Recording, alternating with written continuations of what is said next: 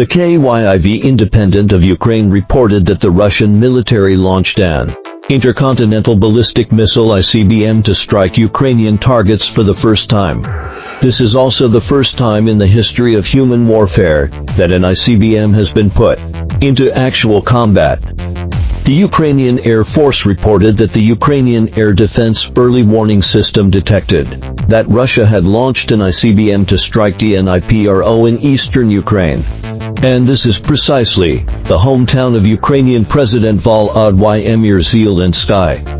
Zelensky was born in 1978 in the city of Kryvyi Dnipropetrovsk Oblast, the administrative region where Dnipro is located. He has now become the top leader of Ukraine on the front line of resisting the Russian military's offensive. The Russian military's launch of an ICBM to strike Dnipropetrovsk Oblast has not only military significance but also political implications.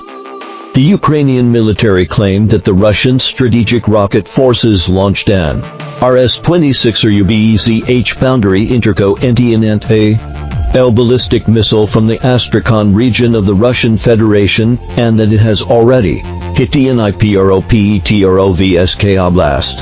However, this is a missile equipped with a conventional warhead and is not armed with a nuclear warhead. This is more of a warning. And next time, it might be an ICBM equipped with a nuclear warhead for a strike. The RS-26 intercontinental ballistic missile system can carry several new hypersonic, multiple independently target-able reentry vehicles MIRVs. It has the ability to maneuver in altitude and course. It can be mobilized on the Russian Barg-Uzi and military railway missile system and use Russia's extensive railway network to move into position and launch missiles to strike targets. Judging from the reports of the Ukrainian side, the warhead of the Russian ICBM in this instance has 6 MIRVs. They are not cluster munitions but 6 independently target-able sub-warheads. Now, Russia's Death Missile Train has launched the first intercontinental ballistic missile ICBM at Ukraine, while the Russian strategic rocket forces launched an offensive. The Russian aerospace forces also carried out airstrike operations. Russian Tu-95 strategic bombers and MiG-31K fighter jets began to launch Kh-47M to Kinsey-Hal hypersonic missiles and Kh-101 cruise missiles at Dnipropetrovsk Oblast, KYIV Oblast, and Poltava Oblast in Ukraine's Serhiy-Lysak. The governor of Dnipropetrovsk Oblast in Ukraine said that at least one factory had been hit. The Ukrainian military claimed that it had intercepted 6 Kh-101 cruise missiles. However, the Ukrainian military simply doesn't have the ability to intercept ICBMs. There is a high probability that the Russian ICBM has directly hit Dnipropetrovsk. Giving the hometown of Zelensky a bit of a shock. It's unexpected that Russia is so tough and has actually launched an ICBM at Ukraine.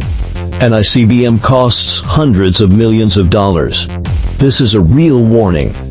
Next time, it could be a strike with a Megaton-class nuclear warhead, completely destroying a city in Ukraine as a final warning strike. The second claim is about the Topol ICBM. However, there is also a claim that it's not the RS-26 or UBEZH boundary intercontinental ballistic missile that hit Ukraine, but the RT-2PM Topol intercontinental ballistic missile system. The RT-2PM Topol intercontinental ballistic missile system is the world's first intercontinental ballistic missile deployed in a road mobile manner. It can carry one or more MIRVs, multiple independently target-able reentry vehicles, and its range exceeds 10,000 kilometers. It entered service with the Soviet Army in 1985 and has gradually been retired from active service since 2015. However, regardless of which model of ICBM is mobilized, we are indeed witnessing history. For the first time in human history, an ICBM has been put into actual combat. This time, Russia has gone all out and directly launched an intercontinental ballistic missile ICBM. which can be seen as getting back the lost face with interest. The last powerful weapon inherited from the Soviet Union, the ultimate trump card of the Red Soviet, is now safeguarding Russia's final bottom line. Ukraine itself actually only has 50 US-made operational tactical missiles. Russia's launch of an ICBM is a warning to the United States and NATO that if they continue to provide S-300 missiles to Ukraine and enable the Ukrainian military to maintain its missile strike capabilities, then what follows will be a nuclear war, even if it means sacrificing Moscow and St. Petersburg to deal with Ukraine. There's no need to use ICBMs. Precision-guided bombs would suffice as they are available in large quantities and at a lower cost. Therefore, this ICBM with a conventional warhead is not aimed at Ukraine, but is meant for the United States and NATO to see. The Ukrainian military is currently launching Western missiles to strike the ammunition depot of the Russian Missile and Artillery General Directorate and the command center of the Russian DPRK coalition forces in Kursk. Biden is also planning to open the Cold War weapons arsenal and provide Ukraine with a large number of anti-personnel landmines to completely blockade the front line between Russia and Ukraine, preventing the Russian military from continuing its offensive advance. Obviously, this is Russia's final warning. Next time, it will be equipped with real nuclear warheads. Russia wants to warn the world that as a nuclear power with ICBMs and the country with the largest number of nuclear warheads in the world, no matter how poorly it performs on the conventional battlefield, it can never be defeated. Is Putin getting serious? The Ukrainian military claimed that the Russian military launched an ICBM, but the target of the strike is currently unknown after Ukraine used the U.S. Army tactical missile system and the British Storm Shadow cruise missiles to attack Russia.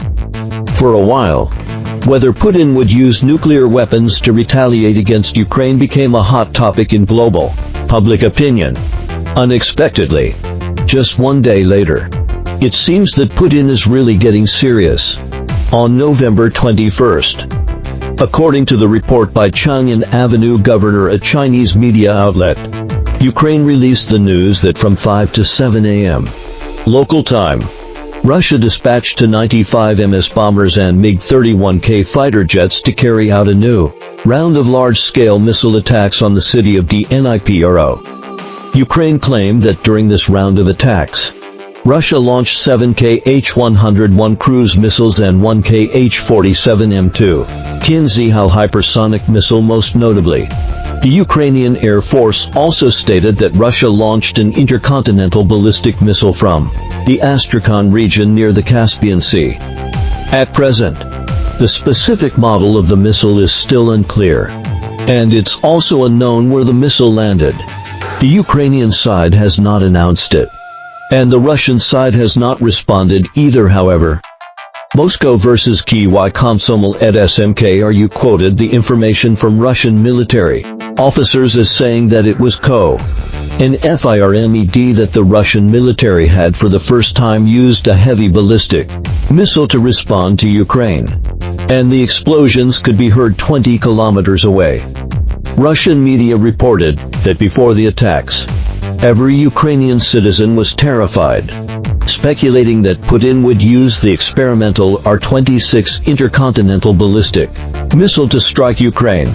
Later, after verification, Russian media found that the rumor of R-26 attacking Ukraine was a misinformation of RS-26 attacking Ukraine.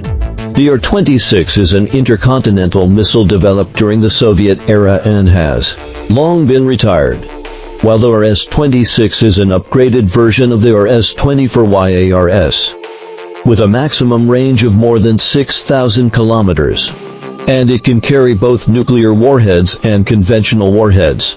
Russian media also tend to believe that the Russian military might have used this missile to strike the city of Dnipro. If the above information is true, it indicates that Putin is already prepared to burn his boats.